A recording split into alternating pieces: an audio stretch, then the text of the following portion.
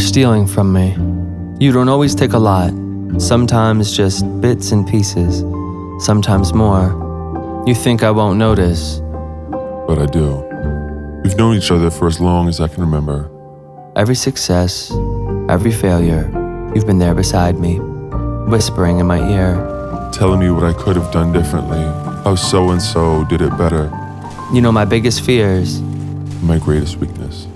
It didn't take you long to find them. They've become such a normal part of our conversation, it's hard to imagine life without you. But you've been stealing from me, and I know it's you, because I've studied you. The way you appear when I'm out with friends, or late at night when I'm most alone. Picking apart my happiness to keep it for yourself. But when I'm at my best, I can see you for what you truly are. Envy. There are parts of myself that are hard to accept. And these are things like jealousy and envy and anger, some of those darker emotions. And if there are parts of yourself that you're having a hard time accepting too, this video might be for you. In this video, I want to jump into envy and jealousy in particular and how they relate to comparison and what we can do about them. Before we can jump into what to do about it, we have to figure out why we even feel these in the first place. To make sure we're on the same page, let's define what's the difference between envy and jealousy. Jealousy is when you have something and you're afraid somebody else is going to take it. Envy is when you see somebody that has something that you want and you don't have it yet. And so I want to dive into why we actually feel these things in the first place. In my experience, Mother Nature doesn't make a whole lot of mistakes, so there's a reason that we feel these things. And as humans, is that we aren't an apex predator, right? We don't have claws, we don't have fangs. Our real power is in our sense of community. That's why so many people are scared of public speaking, because we're afraid of judgment, of being cast out of the tribe. We've been wired over years and years and years to be an animal that needs other animals. And this is where things like jealousy and envy come up, because these are emotions that give us signs or directions if we listen to them. Journalist and author Will Storr argues that to our brains, status is a resource as real as oxygen or water. Because our sense of status is inherently linked to our evolutionary goals, it makes sense that a higher status would then be linked with a higher quality of life. And this is where I think envy really starts to come into play, is when you see our ancestors, when we would see other people maybe with like a fire or with other things, but ooh, that person has something, I want it. How can I get motivated to go out and get it, to get something similar? I think envy is a really powerful emotion that it motivates action if we use it correctly. Storr points out that the higher we rise, the more likely we are to live, love, and procreate. It's the essence of human thriving. We're an animal with a very clear social structure. And so it's understandable that trying to climb up and make our way up that social structure would benefit us, because then we would have better options in terms of partners, we would have more resources, life would just be better in general. Envy can be motivating to try to either take what somebody else has or see something that someone else has, inspires us, and can motivate us to go out there and get it ourselves. When resources were much more limited, this wasn't exactly a bad thing. I think this kind of kick in the butt could be really powerful. But these days, when resources are much more unlimited, group dynamics are different. This is where envy can really start to sink. It can sink that dagger in your heart and be really hard to move on. And especially when we're comparing to a much bigger sample size than our ancestors were. The way that we understand envy is that we assess our rank strictly in direct comparison to others. So the way that we understand where our status is directly in relation to other people. The problem is that we used to live in much smaller communities, and that meant that our competition was much smaller too. But these days, it feels like with social media and TV and all these access to other people, your competition is everyone, which makes it so much more difficult to understand, one, where your place is in among all of these people, and two, it feels like you're competing with the people that are in the top of the class. I think much more envious because it feels like I'm competing with the top people in every single domain that I see. So I wouldn't say that I'm naturally a super competitive person. I think in some regards, yes, but in many others, I'm not. And as I get older, I'm finding it more difficult to work my mind around these mental gymnastics that our culture, I think, places on age and where you're supposed to be at a certain age. If you aren't 22 and on top of the world, then you're kind of washed up. And I think for me, that has been the hardest piece, is to frame my own idea of what success is for myself outside of all of these successful people that I'm seeing through different social media, because this is where I get caught. And I have a feeling this happens to a lot of us, that we're seeing this version of life that other people have. There's just one sliver of life. And so it feels like we're competing with celebrities when in reality, our community, our competition is probably much less, but it feels greater than it actually is. We think that life is supposed to work in this sort of linear trajectory of success. It's just you play football and then you go to college, you win the Heisman, and then you go to the league and then you win the Super Bowl.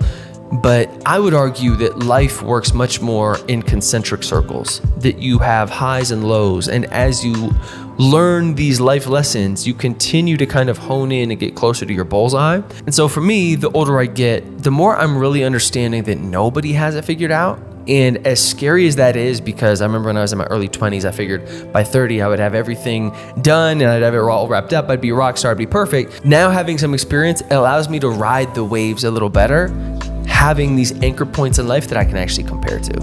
And the older that I get, the more I'm also understanding how much of this human experience is actually universal, and that nobody has a perfect life, that we see celebrities and we want a sliver of their life. We want a sliver of their success, but you don't just get to have that sliver of success. You would have to take the whole thing. You can't just kind of cherry pick the best parts about people's lives, because that's just not how this works. Life is messy no matter who you are. If you're rich, money will solve your money problems. But I've met a lot of really rich, miserable people. And that experience alone for myself, I'm starting to understand there's a deep sense of pain and suffering that comes with just being human and living this experience that actually for me serves as a connection to everybody else, because I'm not as focused on the differences. I'm not focused on winning as much. That competitive piece, I think for me, I've been able to dial that back a little bit now that I understand that just life is hard, period, and that people have their own struggles going on, like beyond the surface. It has opened my heart and allowed me to feel less competitive, like I need to edge out these other people, and just to feel a little bit more empathetic that like we're all going through this thing together. And even if people show you or not, like everybody has that deep pain that just comes from this life. It's a tragic life of love and loss, and it's a beautiful thing. But at the same time, understanding that whatever that idea of success is that I'd always wanted and had for myself would not solve these other issues, if you call it, or these other pieces of just what it means to go through this human experience. And a piece to this that I think is really worth its weight in gold is this idea of perspective. Because the older I get, the more experiences I've had, both good and bad, it allows me to look back on things and feel so much more grateful for what I do have. When I was in my early 20s, I was young and hungry. I was in New York. I was working for the music industry, and I was like coming to get it. And I was like, I'm gonna do this thing. Now that I'm in my 30s, I've had a whole decade's worth of ups and downs, that even when things aren't going great, like even if I'm not crushing it, I have months and years that were just a slog in dead-end jobs that I hated, that really helps me be grateful for what I do have. And so I think that perspective shift for me really helps me think about envy and comparison and competition differently. Once I actually had years of experience doing things that were pretty painful, honestly, both emotionally and both taxing just on my soul and psyche, not being where I thought I should be, that now, even if I have a bad day, I can look back and be like, man, at least I'm not there anymore. And that perspective of gratitude is huge. Actually, research suggests grateful people report being more willing to part with their possessions, less envious of the material wealth of others, and less convinced of the idea that material wealth brings happiness. This idea of gratitude has really helped me be less envious and less competitive and compare less, because as soon as I understood that envy and gratitude were almost directly opposite each other, that made sense. Because what gratitude does is gratitude is actually based off of previous life experience. Gratitude is of this world. Gratitude is you have this right now, you didn't have it before. this is a really great feeling. What envy is envy exists in this more kind of hypothetical space, that they're almost antithetical to each other, because envy is all hypothetical. Envy is, I wish I had X, Y, and Z. Envy is, if I had this, then I would feel something else. So envy, while it exists in kind of this like amorphous, more nebulous place, gratitude is actually based on your real life. And it's based on something real, it's factual, it's tangible. And to me, that's a really beautiful kind of distinction between these two. I can feel envy, and it can, if I listen to it the way that I am learning to, I can actually use that as a signal, as a directional arrow to say, okay, I'm feeling this for a reason. Why?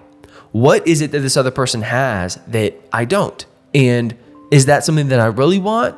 Maybe, maybe not. If so, what can I do to get it? Envy gives me direction. It gives me a little bit more of a signal for what I might truly want if I'm willing to listen to it. Whereas gratitude, on the complete opposite spectrum, helps me be more present, helps me be happier right now, because it's something I can actually use as a tool as well to recognize that this life that I'm living is better than it was in the past. I know that sounds super hippy dippy because gratitude is a buzzword that everybody uses these days, but I think recognizing envy as a powerful tool, a powerful signal, not running away from it, seeing it for what it is, for me has been an absolute game changer. And I'm not perfect. Sometimes I still feel it. I don't recognize it. It kind of gets me bent out of shape, and I still find myself comparing where I'm at to where other people were at this age. Comparison really is the thief of joy. Straight up, that's just what it is. Keep my eyes on my own work, and the more that I'm able to turn inward, just compare me to me, I find the happier that I am. And so I hope that this little tutorial on envy was helpful to you. If you dig this type of material, like, subscribe, smash all of the buttons. I appreciate you sticking around, and I will have more videos like this somewhere around here. So check those out, and thanks again for tuning in. Let me know what you'd like me to talk about below, and I'll check you on the next one. Peace.